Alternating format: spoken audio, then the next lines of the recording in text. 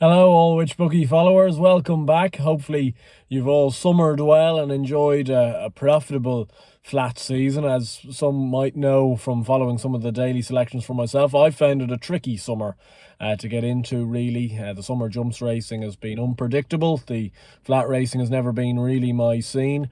So therefore, I'm more than happy to be looking forward to the proper winter jump season coming ahead of us. And I couldn't resist any longer putting up my first tip for the 2023 Cheltenham Festival. Obviously, this time last year, or in and around this time last year, we put up two, which was Brandy Love at 25, so the Mayor's Novice.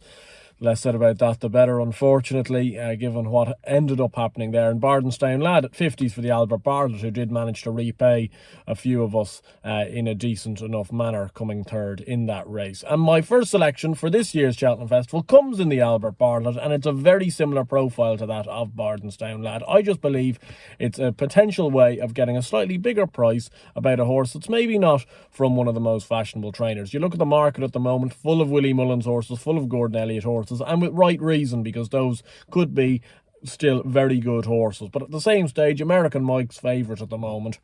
Is American Mike going to rock up in an Albert Bartlett? I'd have had to have thought that things wouldn't have gone quite to plan this year, if that's the case. I think he's all over a Ballymore horse. Anyway, you go down the list and you'll find yourself to a John McConnell runner, and that horse is Wrexham, who I've been ranting on about all summer, to be honest. He's won a few quid for us at Downpatrick, he's won a few quid for us at Killarney last time out, and fingers crossed he can win a few quid for us throughout this season as well. I believe he's going to be the horse that will go over to the October meeting for John McConnell, which is a race that he's farmed in recent years. Streets of Doyen won it before going on to finish third in the Bartlett, and Bardenstown Lad won it before doing exactly the same.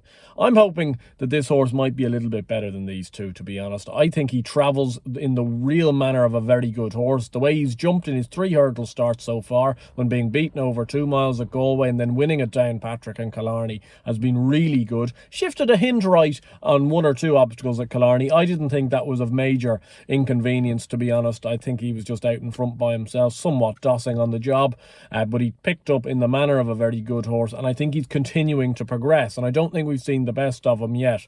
John McConnell tends to do this with his better horses, where he builds them up slowly, and we probably won't see this horse perform to his best until maybe March time.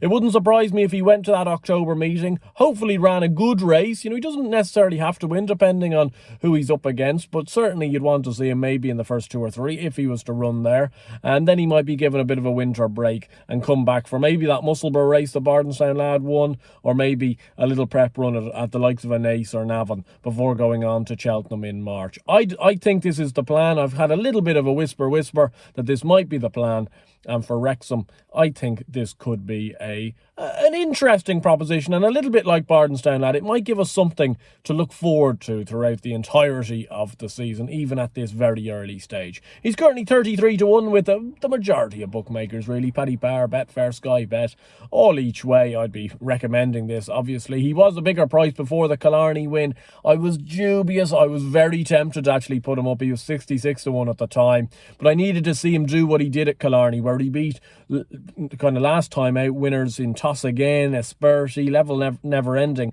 And I know these are only probably 120, 125 horses, but he beat them A, easily, and B, they've produced some of the best summer form going around. I think Wrexham at 33 to 1 certainly worth a few quid each way in the Albert Bartlett for 2023. It's great to be back on the choo-choo train of jumps racing. There'll be plenty more to come throughout the season. Anyway, best of luck, and hopefully see you soon with a few winning bets. Best of luck.